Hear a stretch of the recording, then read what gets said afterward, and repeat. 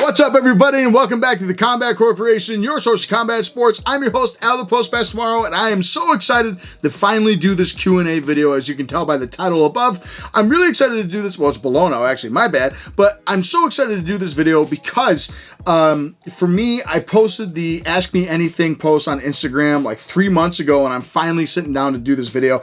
And because I got a couple new things and I want to knock some rust off because I haven't been uploading a lot, and I got to learn to talk again. I guess is the easiest way to word it. But basically, I get a new microphone that you saw in a short that I posted. I got a Rode Video Mic Pro because I'd been using a really cheap microphone, though it did a pretty good job for being such a cheap microphone. I haven't gone to audio school. I actually had some pretty good specs, but I used a Takstar mic, which was for 25 bucks like 6 years ago, and now I got an actual good quality one. I can hear the differences already pretty well. And it's easier to edit, I found out too. I also changed the background here on my glove collection. As you can see, they are standing up right now, and I think it looks pretty cool. Wish you could see the ones behind me too, because these are some of my favorites directly behind me, but it was bad positioning on my end, and maybe I'll fix it after this video. I also wanted to just kind of do an announcement too right here to say that I'm so excited that the channel is going to keep growing and that we're almost to 11,000 subscribers. And I want to do more content like I've been saying for a while. And I figured the new year was a good place to start. So expect more videos like the glove versus glove videos. I'm going to have some interactive videos.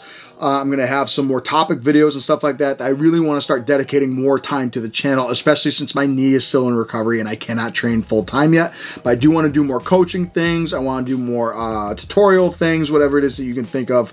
And just do more videos in general that aren't just the gear reviews. As much as I love doing the gear reviews, I know you guys ask me a lot more questions than just the gear. So I'm really excited to sit down and do that. But this list that I compiled is from all the emails, comments, messages, and also scouring through all of my videos comments. I mean it, every single one of my videos comments, and going through a bunch of fun different comments and writing them down. A lot of them were repetitive, some of them were really unique, and some of them were just kind of funny. So I'm really excited to go ahead and do this video here. So with that said, guys, let's not delay anymore, and let's go into question number 1. Without even looking at the list on my phone, by far the most common question, I didn't even need to write this down, that I get all the time. Question number 1, Al, what is your favorite glove? And I get asked that in virtually every video. I get asked that all the time. If you were to like hold me down and say you have to choose, my go-to that I enjoy the most is the Hit and Move All Day Balances. For me, it's just, if I were to design a glove, that's what I would make it. It's very durable. It looks cool. Feels nice on my hand. It's comfortable. That's a big thing for me, is that it's comfortable.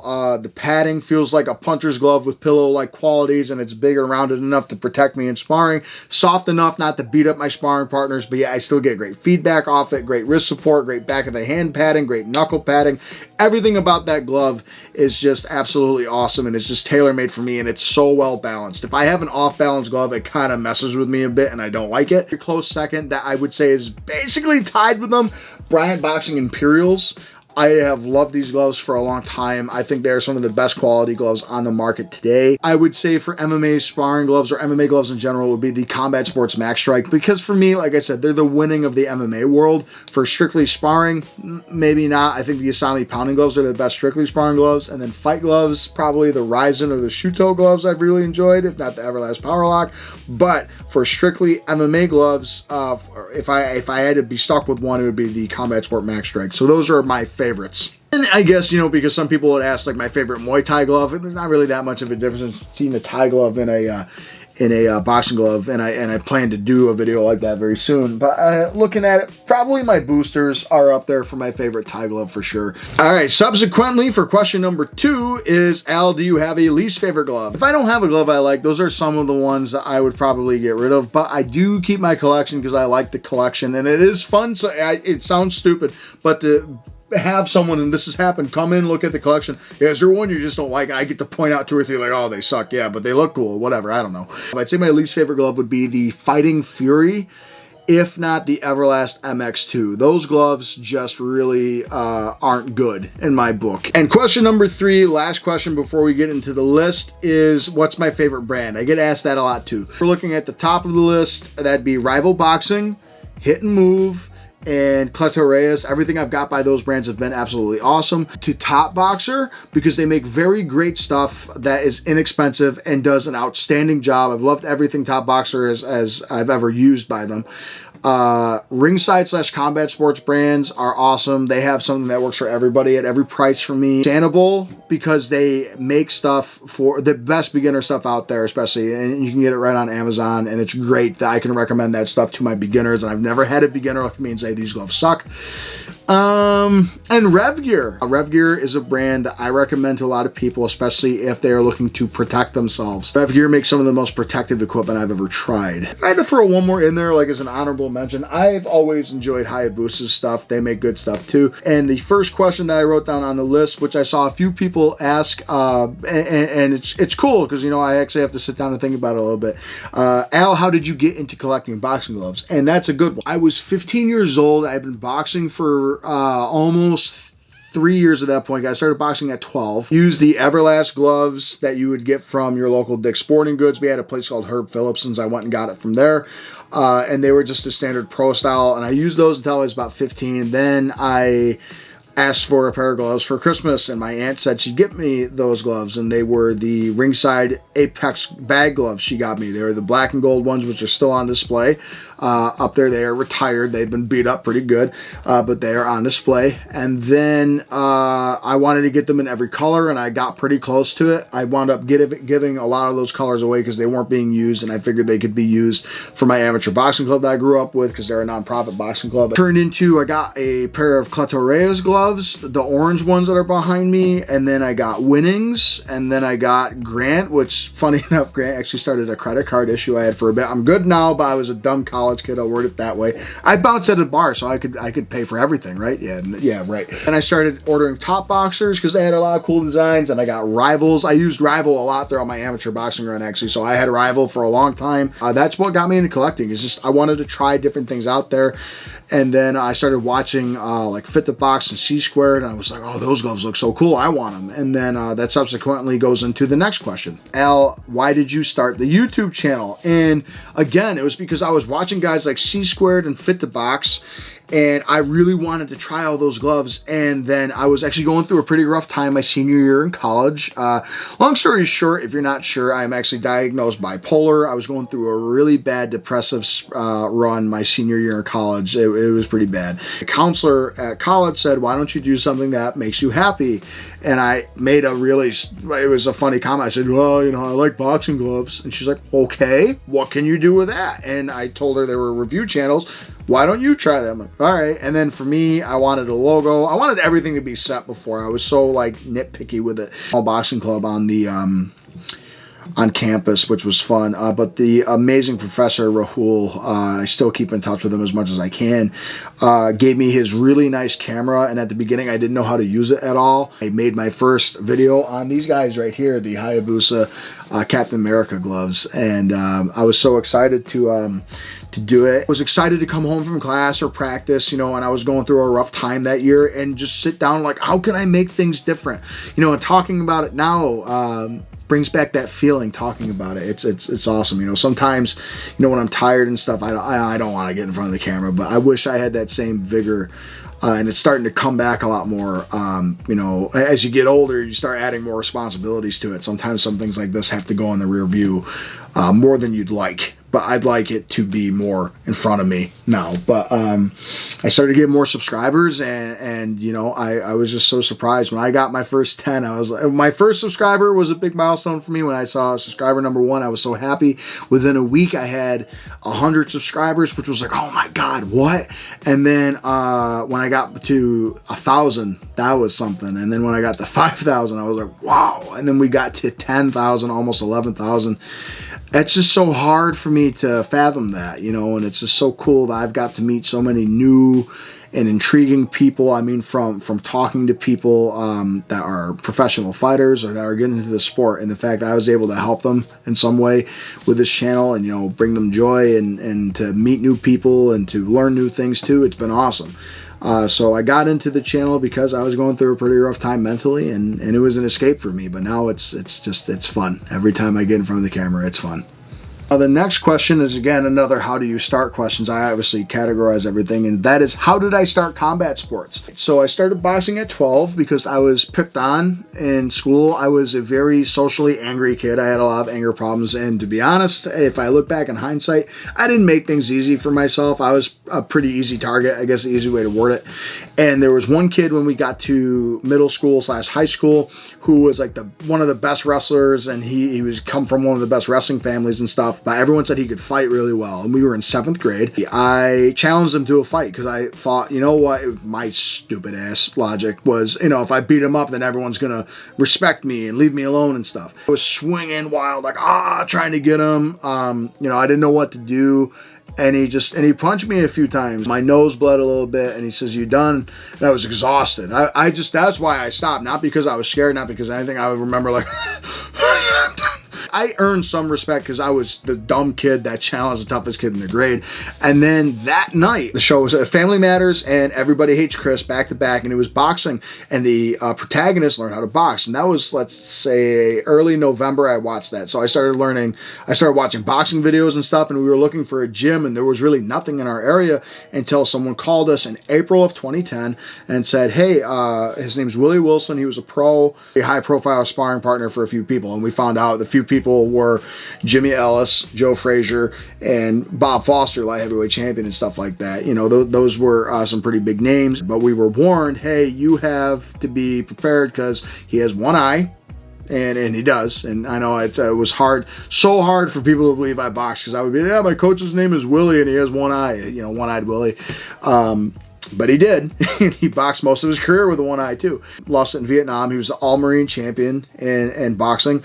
And we went over there, and he says, and the guy that told us, he's a commissioner for New York State now, and he told us, oh, by the way, he has a skeleton, a literal anatomy skeleton. And the reason why is because my boxing coach, I love him, call him my father to this day, looks at me and says, you got to learn how to dissect the human body. That's what the sweet science means. You're going to learn all the bones, veins, arteries, and ligaments inside the body, and you're going to learn how to break them down and dissect them. And you're going to be a great talent, and you don't even know how talented you are. And God done bless you with a beautiful brain. But he can go on for a while. And so I learned how to box, and I had my first match when I was 13 because I started in April, and I trained for 6 months, and it was September of 2010, and my birthday was in August, and I had my first match. I was horrified. I won. I did pretty good with that. Then I turned, I was in 9th grade, so I'd been boxing for about a year solid. I'd say a year because it was kind of an on and off thing at first. Then it was a year solid.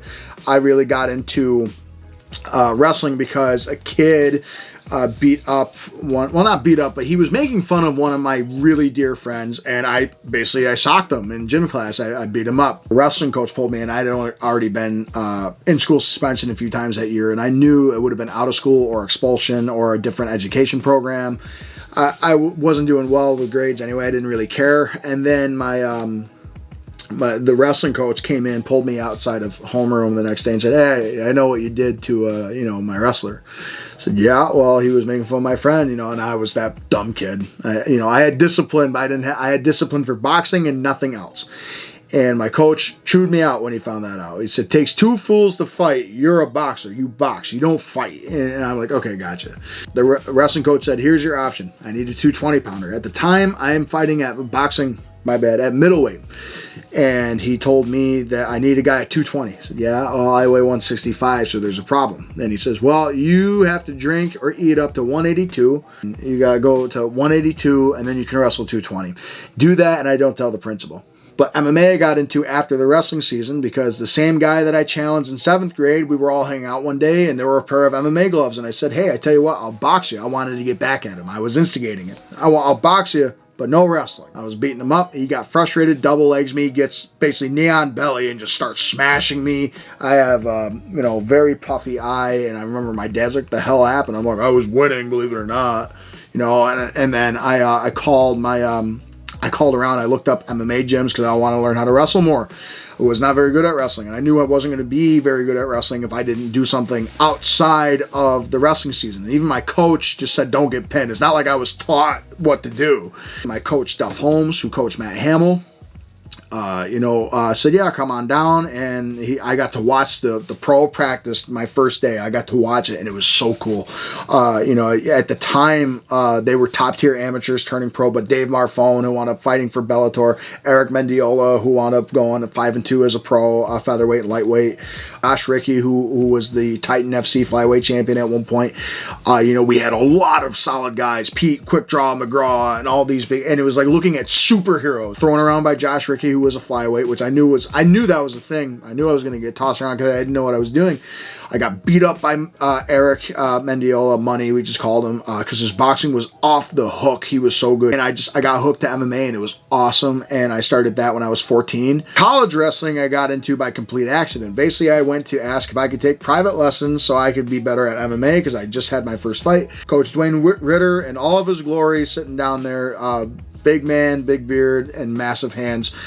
Shakes my hand, thought he broke my wrist and my whole arm with that handshake, and introduced himself. And I said, yeah, I was wondering if I could do private lessons, stuff like that. Then I met my captain, James Bethel, who was a 4-time All-American for SUNY Oneonta, had taken second twice. Coach Ritter told me fill out this intramural form. Okay, so because it would be an intramural thing, and he said, are you dead set on coming here? I said, yeah, basically. So I filled it out, and then I get a letter in the mail a week later saying, congrats, you're on the wrestling team. And we were like, what? And we got accepted to the music school. So I was like, cool. Wow, I'm in. Is all I was thinking. And then I called Coach Ritter. Said, hi, Coach. It's Alex Morrow. How you doing? He's like, oh yeah. I saw that the thing was delivered. Congrats.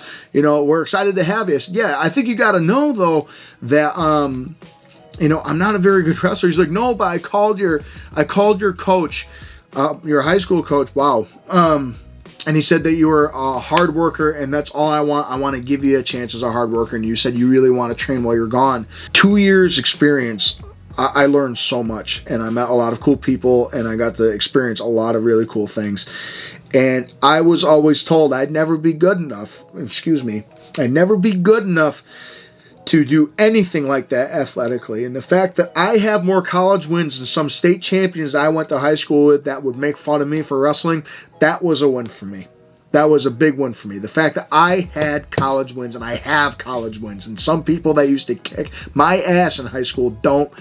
I can die on that hill all day and said I persevered and I tried the hardest, and it got me somewhere. So college wrestling was a great experience, but that's how I got into all these different sports. I also did jiu-jitsu, or traditional jiu-jitsu, for a year, and I got into that because I signed up.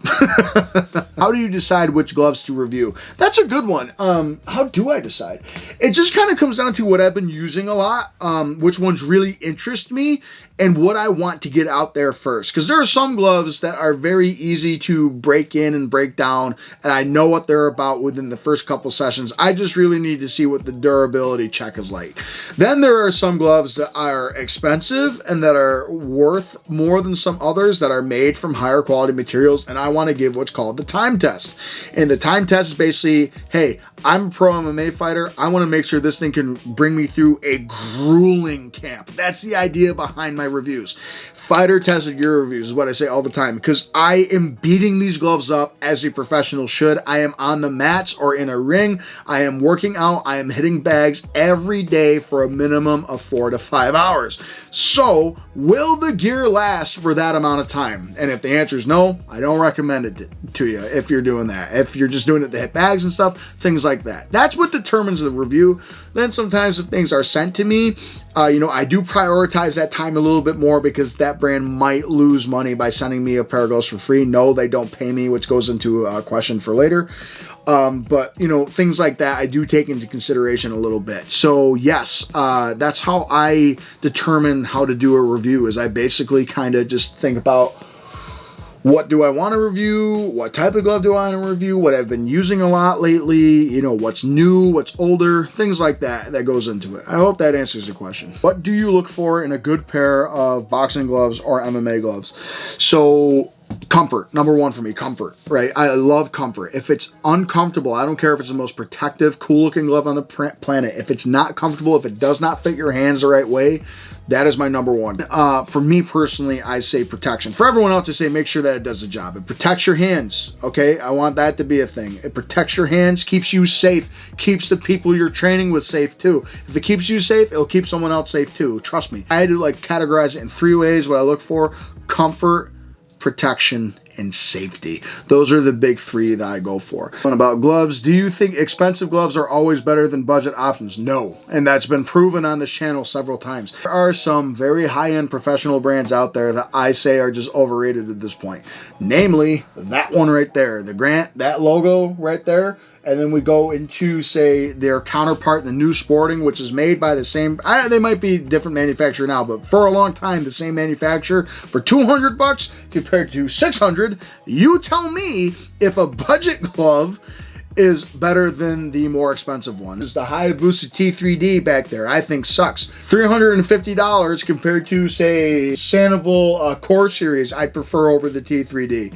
And that's a low blow to Hayabusa, if I tell you. But no, to answer your question, at the end of the day, you could have a glove that is worth $10 that might be better than a glove that's worth $300. Depending on how it fits you. So this question is more about my fighting stuff, and that is, can you explain your fight style? What is one of your favorite combos to use in a fight and why? Pressure, pressure, pressure, pressure, pressure. I understood in boxing how to cut angles, how to pop my jab, things like that, but my coach taught me a modified version because he worked very closely with Custom Auto years ago. Sparred a lot of his guys, as he would tell me all the time. Cuss would bring him in to beat up his guys. Let's see, my style, I would say, is a modified version of the Cuss style, the Peekaboo version style, with a few minor touches, and my big goal is to break people with pressure and speed, especially for a heavyweight. I look to break you down from the inside out. I hit you on the ear. Why? Knocks your equilibrium off. That doesn't work. I pop your jaw. Why? Put your neck backwards. Now it can snap. Things like that. Hey, your elbow's there. Why do I throw 2 shots at the body? I lift that up. Now I bang your body, right? Or hey, you throw a jab. Yep, I just gave you tennis elbow. Things like that. Favorite combo to throw? I guess you could say like a hook or an uppercut to the body, you know, here and then up. It just, for me, it never fails. It works all the time. What do you think's easier to learn, wrestling or jiu-jitsu or Muay Thai and boxing? Okay, so basically grappling versus striking. Striking has always come easier to me, and even as a professional MMA fighter, I say this now, sometimes I wish I didn't give up on boxing like I did. Long story short, I lost a tournament that could have potentially got me to an Olympic track. As far as what I think is like easier to get into, I for sure think striking is easier to learn. And I've seen that happen when it comes to coaching. We coach strictly MMA at my gym, Mohawk Valley MMA. We do it all. But I notice people look a lot sharper on a bag, pads, or in sparring on the feet before they do in wrestling. So much to learn and unpack, and it's such an awkward motion. This a lot easier than a shoot step, in my opinion, or this, and even this is easier, or even an elbow or a knee is easier than, you know, I shoot to a double leg, that doesn't work. Oh, I have to drive my knee to the ground. Oh, wait, I have to sweep myself out this way. Okay, the double leg didn't work. Usually chain off to a single. Okay, that didn't work. High crotch. That didn't work. Go to a back take. Okay, that's not working. Go back to the double. It takes a while for that to click, and it took a while for that to click with me. Same thing with jiu-jitsu. Okay, he's got my back. I defend. I roll in this way. Oh, I'm in a triangle. Okay, get out of that. Oh, armbar. I get out of that. Now what? You know, there's so many different layers to each thing, and it's constantly moving. For me, what's easier, I definitely say striking arts are, but I think once you get to the top level of anything, nothing's easy. This is a good one. What are some gloves you're excited to review in the future? So there's a lot, actually, that I recorded before my knee surgery, and I need to just get in front of the camera and do the reviews. And like I said, the last 6 months have been absolutely crazy between leading up to my fight, the injury, the surgery, changing jobs and stuff like that. It's been a wacky half year. Barrack Boxing, very excited about that. Hit and Move Savari, both the bag gloves and the sparring gloves, which I'll just do in the same video. Let's see. What else? I got Triumph United, Death Adders coming up. I got a bunch of different MMA gloves from Sandoval to the UFC brands to RDX, Combat Corner, Hit and Move, HMIT. I guess I would say I'm really excited for because I've had those for years and I just never actually recorded them. A lot of stuff I haven't done the review for it yet. You know, there's one pair of gloves. Wow, that just reminded me. I've had for like 6-7 months. I need to review the Biaco boxing gloves. Yeah, there's a lot I'm excited to review right now. What's the most challenging part of reviewing gloves on YouTube? Making sure I get all the information correct can be difficult. I have missed the mark a few times. You know, no one's perfect. Getting feedback that just disagrees with you all the time can be frustrating because you're trying to fill in all the holes so there's nowhere, unless someone blows a hole out, there's nothing that they can say against it, is the idea. That's why my videos are so long-winded. But I hit every detail. I try to, you know, that's the idea. So for me, the most difficult part is trying to get all the info down because it can be really hard and, you know, mistakes are inevitable. It's going to happen, but it is wholly frustrating when it happens. So that's, for me, the most challenging part about doing the reviews, making sure all the information is correct for your viewer. Have you ever had a glove that surprised you, either positively or negatively? Oh, yeah. The Everlast MX2. I took that out of the box. I was so excited because I came home from a horrible trip to North Carolina with my ex, and we did not get along that whole trip. And I was like, you know what? Those gloves will be there. We were sat in a car for 12 to 14 hours coming all the way up from New York in this tiny cramped car because my ex is all of 5 foot and had small everything.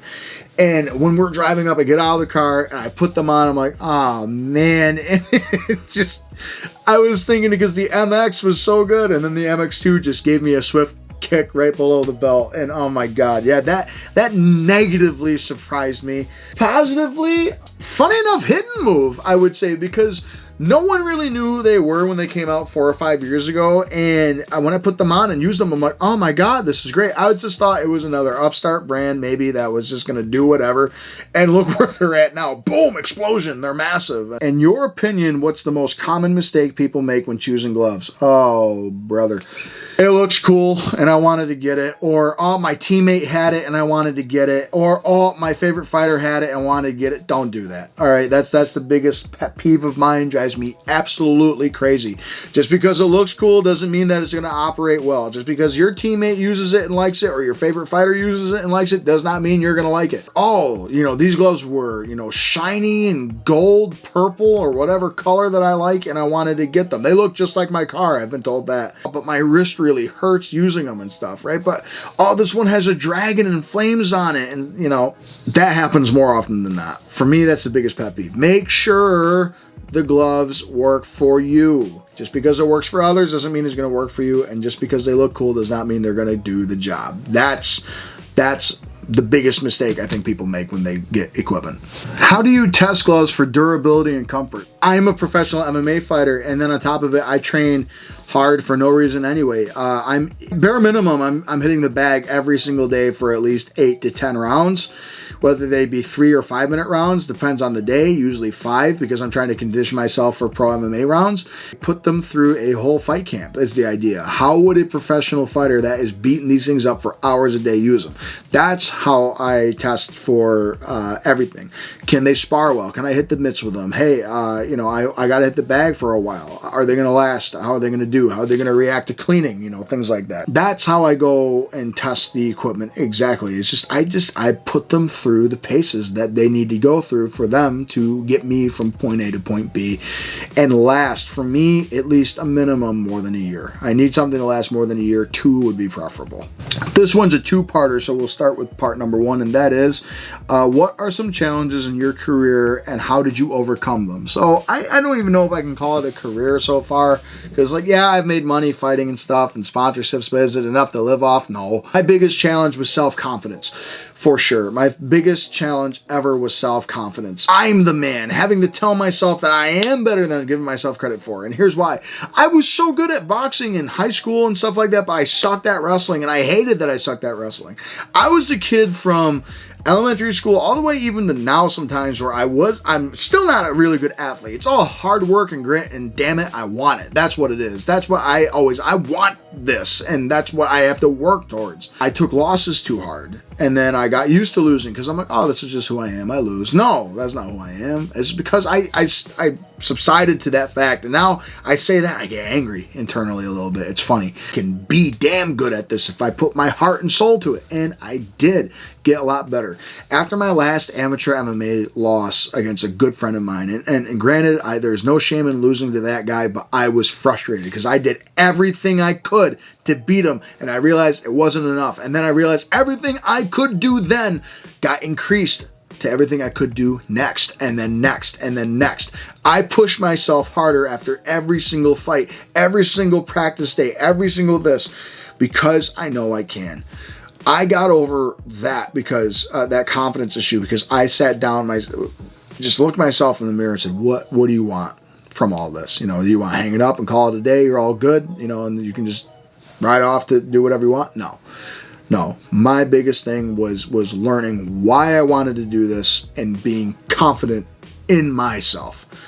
That was the biggest hurdle I ever get over, and it took a very long time, and I'd say, honestly, till I was 22, 23. So the second part of that question is, what is the proudest moment of your career so far? And like I said, you know, career is a word to throw around. One comes to mind specifically, and that would be the Mike Tyson's fight night that Cage Wars MMA, the shirt I'm wearing now, put on, and Mike Tyson came to an amateur MMA show, and we got to fight for him, and it was awesome. It was the biggest card that we ever put together for that promotion. I was defending my belt for the third or fourth time. It was an emotional night for me because it was the last time my boxing coach that I've grown up with, that I call my father, I call him Pop every time I see him. You know, my biological father and I are fine. I have two dads, is what I tell everybody. That was the last time he cornered me, and it was emotional because I knocked my opponent out in the first round.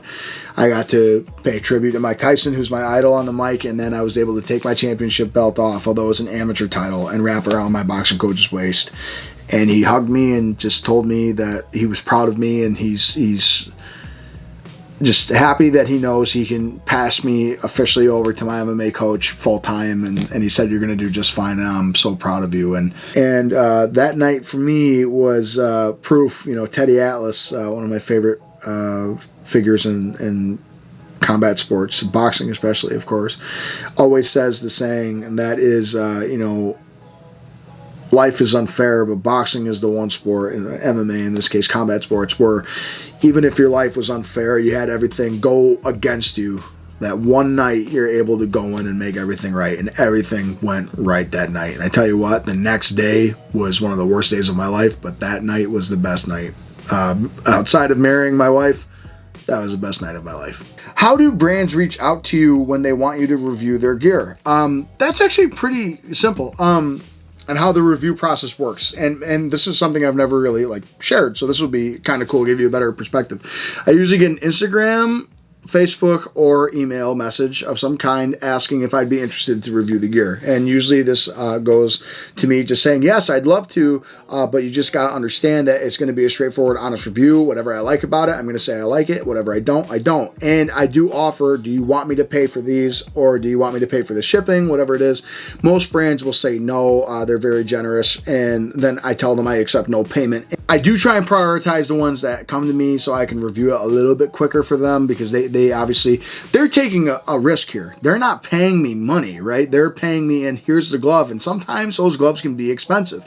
For a video that might only get less than 1,000 views. You know, my channel is bigger in the area of glove reviews and stuff like that, sure, but am I going to get, you know, thousands and thousands or millions of views? No. You know, so it's a big hit on them. You know, let's say they send me a glove that's worth $200. They're out $200. They could have sold that glove for $200. You know, and all those other things. So they actually take a loss. And then here's the thing, they got to wait for me to use it, break it in, and I have high standards for gear, so I got to break it in, use it, and they're basically sitting on their money for all that time, only for a review to potentially say that their stuff might suck, or I don't like them, and I'll just get these over these. Huge risk for those. So I tell them that risk off the bat, but I've not really had any brands tell me otherwise, which is good. I tell them if they don't like the review, you know, to let me know. I've only ever pulled one review That was because I got the wrong information. I thought I was reviewing something else because I was absolutely fried, and it was so stupid. And they reached out. They're like, "Dude, like that's not our glove at all." And I'm like, "Oh man, yeah, my bad." You know, and I had to go back and redo that. That was my fault, not theirs though. So that's basically the process of how brands reach out to me. That's why I review gloves like that. If a brand has an issue with it, then that's a different story, and we'll go into that in the next question. Has a brand ever offered you money to do reviews or say dishonest things about their gloves? And has a brand ever disliked your reviews? Again, the payment for the reviews is they send me the gloves, and you know, say a pair of gloves is $200. They have to eat that $200, and that's $200 I could have spent. No, I've never accepted money, but it has been offered to me before, both positively and negative reasons, right? That's the thing I want to differentiate, because the positive way is we so appreciate you doing the review and taking the time out of your day to do it and using our gloves specifically. Even if maybe you don't like them as much, do you want money for your troubles? And my answer every time is the gloves are plenty. Thank you. I don't want any money, and I tell them because it would challenge my integrity. Because again, 3 things I don't like being messed with is I say that every time when things are sent to me, right? That is my training, my health, and my money, right? Because I know budgets are tight. If your health is gone, you can't train. And if you can't train comfortably, your health's going to start going, right? Things like that. And then on top of it, you spend money on that gear to train in. That is going to keep you healthy. So they all tie in with each other. And the negative side is, hey, you know, we'll offer you this to say all these positive things, give it a 10 out of 10, and no. And I shut that down. And then I actually tell that brand that would say that. And that's only happened once, and that brand is no longer in existence. And I told them basically like, no, I'm not going to say that because it's not true. And, you know, and that's that. And I say, I'm not going to review your product because of that, by the way, you know, nor will I buy it. And that's what it comes down to. Has a brand ever said anything negatively about my reviews? I've had one brand that said like I missed the mark on a couple things, you know, but otherwise it was a good video. Or I've had people say, oh, we thought we would have scored a little bit higher. We'll work on that. You can tell that means that they weren't too happy with it. But, you know, those brands have almost always reached back out, and they found that it's what I said is true. A good example is Sandoval. I roasted the gloves they sent me, and they're like, oh my God, yeah, we're getting a lot of these different complaints too. We're going to fix that. And they sent me the second version, and it was like a whole new glove of the Lab series. It has only happened 3 times, and that is, hey, can you share the video with us privately before you publish it publicly? Sure, and that's fair. You know, they want to make sure that the review's good to a certain extent to them, that I have all the information right, and it's always worked out except for the first time I ever did that. It was because it was a very cheap brand. I will say it this way. This gentleman did not speak very good English other than the swear words, and I gave the glove a poor review because the glove sucked. It was like a $40 glove, some cheap Pakistan-made glove, and it ripped apart, and it was bad, and I gave it a bad review. And the guy got mad. You know, I can't believe you say this, and, you know, go F yourself and shove this up there. And he's like, all right. So I paid the shipping for the gloves too. I paid for the gloves on the website basically and said, I just put I just put it on your website, and the brand's not in existence anymore. Just don't send me the gloves. And he didn't. And they took the money, and that was that. And I didn't get hacked. Nothing bad happened. They left me alone, and I threw those gloves out. I wouldn't have given them to anyone, even for free. That's why I'm very cautious of certain brands, because when I was young, a brand reached out to me. It was like, oh, wow, this is really cool. But you realize some brands out there are not worth it. And that brand taught me a lesson. So, yeah, brands have, in short, brands have asked me to do stuff for payment. I've refused that every time. And once I had a really bad negative review of my review. Al, who is your favorite fighter? Boxing, Rocky Marciano, because I remember getting into boxing, and my grandfather grew up watching Rocky Marciano, and he told me, because we're an Italian family, he was like, a short Italian with no boxing skills got in the ring and knocked everyone out. Best heavyweight of all time, would have knocked this, that, and the third. But Rocky Marciano was my favorite because I love watching his stuff. Mike Tyson's up there for boxing. Muhammad Ali. Miguel Cotto's up there. He's in my top 5, or at least top 10. Roberto Duran. But my favorite boxer, period, besides myself, my coach would yell at me. We are our favorite. We gotta be confident in ourselves. But Rocky Marciano was my favorite. As far as MMA goes, Bas Rutten, El Guapo. I love Bas Rutten. It's actually the first guy I watched, him and Dan Severn getting into MMA. I watched all the old stuff, even though when I got into MMA, that was the beginning of the John Jones era, end of the Anderson Silva era. You know, like 2000, like 11, 12 was when I started watching, getting into MMA heavily. But Bas Rutten was the guy I loved to watch all his Pancrase fights because they were free on YouTube, so I watched those. And he's still my favorite to this day because for me, he kind of is like the Rocky of the MMA world. He's just a hard worker. Good athlete, yes, but hard worker, unbelievable power, and trained harder than everyone else, and was determined to win, even though when all the odds were stacked against him. I mean, you think about his growth from being just a pure kickboxer, but how fast he learned, because he just couldn't. For me, I think there's just the idea I can't lose and things like that. You know, and that's why I loved Bas Rutten. But other guys I love, Daniel Cormier, Michael Chandler, Eddie Alvarez, Gilbert Melendez, a lot of lightweights I just named there. Kevin Randleman back in the day, Dan Severn I mentioned. Probably my favorite current active guy is Ilia Topuria. I think his boxing is just freakish for MMA. It's awesome. And of course, Poatan. I've actually met Alex Pereira in person. He's a really nice guy. John Jones is up there, but my favorite all-time, Bas Rutten. Al, if you were to choose which one you could do or be invested in more, boxing or MMA, believe it or not, my answer is pretty simple. Boxing. I grew up boxing. That's my first love in this life. I believe that's my first true passion was boxing in this life. And I still wish sometimes I went pro with boxing. But the history behind it and just like the culture of boxing and stuff, I just fit that mold so well. I loved boxing, and I still love boxing. I don't keep up with the modern stuff as much. I keep up with more MMA, but as far as boxing goes, I always read all the old books, the old articles, and I go back and watch different documentaries and different fights, even from the old ages and stuff like that. History like that I love, and hearing the stories about it. You know, I wish some of it played out differently, but that's why I love boxing more. There's just so much history to it, and it's just what I grew up in. It's what I was the best at. Still think I'm better in boxing than I am MMA, believe it or not, even though I'm a little out of practice with boxing, but I love boxing the most. Al, why don't you review shin guards? Okay, so I've gone through this a few times. I don't collect shin guards because for me, they're bulky. I would have nowhere to put them. If my shins get beat up and stuff like that, then I can't kick like I want to in training, and it's going to be a bad time for me. I don't collect them because, believe it or not, guys, a lot of the shin guards are virtually the same thing. You know, it all depends on where you're getting them from, what brand and stuff like that. But for me, I never got into collecting shin guards like I have gloves. They're bulky, they're cumbersome, and I really don't want my legs to hurt more than anything else. Because if I can't walk or anything like that, and there's a lot of consequences to your legs. I mean, your legs will break very easily if you really do something wrong. So I don't mess around with it. I don't like to mess with shin guards. That's why I don't review them. I hope you understand. How do you respond to negative comments on your reviews? And that kind of ties into like my fight stuff too. Like say if I hit the bag and stuff, I don't care what people say really as much. I care about the people that matter to me. Meaning like my coach, my family, things like that, my inner circle. But I'll word it this way. Let's say I posted that video of me doing the Tom Aspinall combinations the other day, and I had some goofball say, you know you're supposed to move after you punch, right? It's like, okay, yeah, sure, dude, whatever. Show me your fight vids. That's what goes through my mind. Show me your fight vids. Better yet, come to the gym, fight me or train.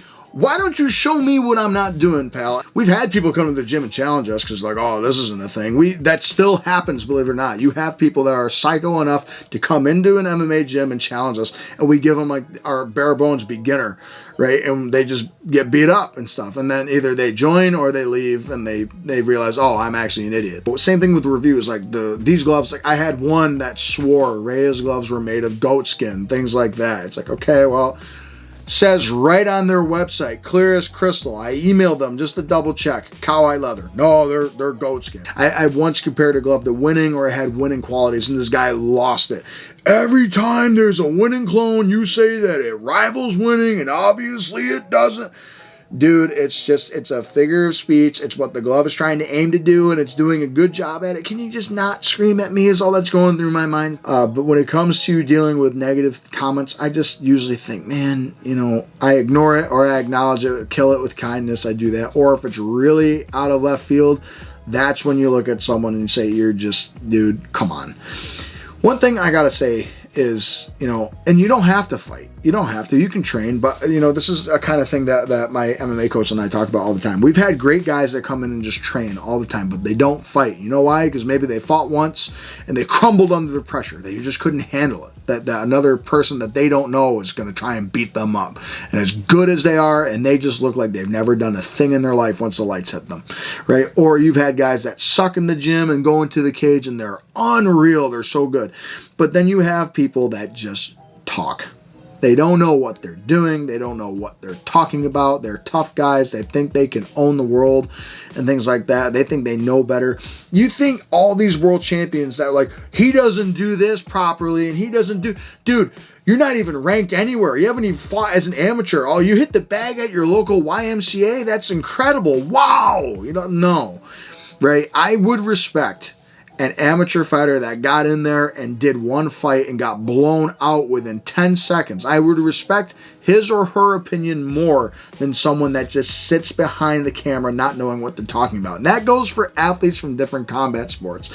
Without naming names, I've had a few people that, you know, literally play games and they think they know better. Or they come from maybe boxing or wrestling, then they watch MMA. Oh, he should be doing this and doing that. And they're talking about the highest level in the UFC and stuff like that. Like, just shut up and watch the fights. It's all I tell them all the time. Shut up and watch the fights. Because you don't know what you're talking about any more than I do in that situation. Guess what? They got a coach that got them to the UFC that's going to tell them what to do. Not you. Who are you? You know, things like that. So whenever people tell me, and I don't know what I'm talking about, I don't know this, I take the criticism with grace most of the time, and then there are sometimes I have to look at people like, wow, you're really that stupid. You're that guy, huh? Okay. But yeah, that's how I handle negativity. And that one was a little bit more bitter because I'm never a bitter person, but every now and again I get to just let it out in a bit of a therapeutic way of just saying, yeah, I handle stupid people with fun ways sometimes. But that's how I handle negativity. Have you ever been knocked out before? Like I said, these are funny ones. I've been stopped, but I've never been knocked like dead. I've never been separated from consciousness. I've been floored from headshots, like grounded twice in my entire life. One was official in MMA and the other one was in boxing. They were both like flash ones. I just walked into it. Body shots, I've lost by TKO in boxing, I think like 5 or 6 times, because if you eat so many punches and don't land something back, then the refs are just so like, they're ready to stop a fight at the drop of a dime in amateur boxing. You know, that happens. And then I've been stopped by a body shot once. Never been knocked out, like lights turned off. And I hope that never happens. And I kind of told myself if it does, like once, if not twice, I might just kind of stop doing whatever's getting me to that point. So no, never been knocked out. Skill wise, if you were in the top 15 of the UFC, how do you think you would do right now? Not good. So if we're looking at the UFC rankings here, number 1, John Jones would eat me alive. Tom Aspinall would send me to the Shadow Realm. Cyril Gane would destroy me. Alexander Volkov would destroy me. Sergey Pavlovich would put me out. Curtis Blades would destroy me. Jailton Almeida would take me down and destroy me. Tybura would beat me. Rosenstrike would knock me out probably. Derek Lewis would absolutely kill me. Tai Tuivasa would bang me out. Marcos Rosario de Lima is just better than me. Probably. Waldo Cortez Acosta, I don't know much about him. Shamil Gaziev, probably better than me. Then Mick Parkin's really coming up. He's very good. You know, I'd word it this way. I trained with a gentleman named Parker Porter, and he went 5-4 or 4-4 in the UFC in heavyweight. And I'd like to say that evenly matched in some areas. But if it came down to a fight, I know he'd probably beat me. You know, is the way I would word that. And obviously I respect him a lot, and he tells me a lot that maybe I'm hard on myself and my skills. But I gotta give respect where respect is due. And it's just, it's a fact that they were in the highest level that's ever been. This one's an easy one, actually. What is your toughest fight you've ever had? So I've had some tough boxing matches, but nothing ever got so bad where I was so exhausted I felt like I was going to die and stuff like that. I thought my first and second fight with my good friend, I lost both these fights, Corey Norman, and he really showed me, you know, what I needed to do to get better. You know, trained with him several times and stuff, but both of those fights, you know, I think I'm the only person that's ever left the second round with him. I went to decision with him twice, and I mean, I hit that guy as hard as I could. But he was so strong, and his wrestling was so he's like just a massive lead blanket that just like 100 lead blankets just laying on you and trying to get him off you. And he's so strong, and his cardio is so good. He's in good shape, and he just grinds on you. And it was just, there was not a moment where you're like, God damn it, get off me. He was the first guy that gave me like all the adversity in the world. And although he didn't stop me, there were moments he could have, and there were moments where I thought it could have been, you know, bad. But Corey Norman, those two fights were just, yeah, hell, because I got dragged. Okay, guys, I think that is virtually all the questions on my list. There were a few, like I said, that were kind of repetitive and that were worded the same. And I think I've answered well over at least 20 or 30, so I'm going to pick and choose from this and kind of see what I can do with the editing. And like I said, it was just nice to get in front of the camera, talk, and test out the new mic and the new setup and stuff. And it's just so nice to answer these questions and start some new content for the new year. So if you guys have any more questions, comment below and we'll do the Q&A part 2, I guess. But I'm just really excited to...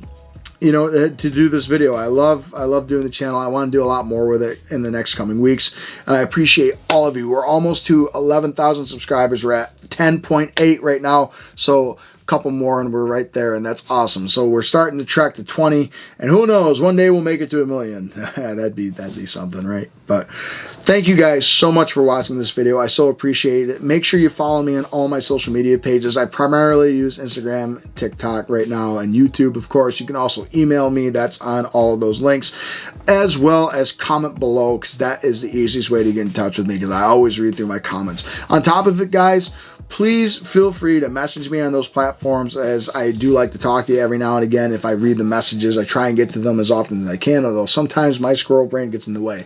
Also, if your friends need a new pair of gloves, or if they want a new combat channel of some kind, share them. Hit that share button. And also, 2 small clicks for you, but 2 big steps for the channel. That is to like and subscribe. Thank you so much for watching, and I'll see you on the next episode. Have a great day, everybody.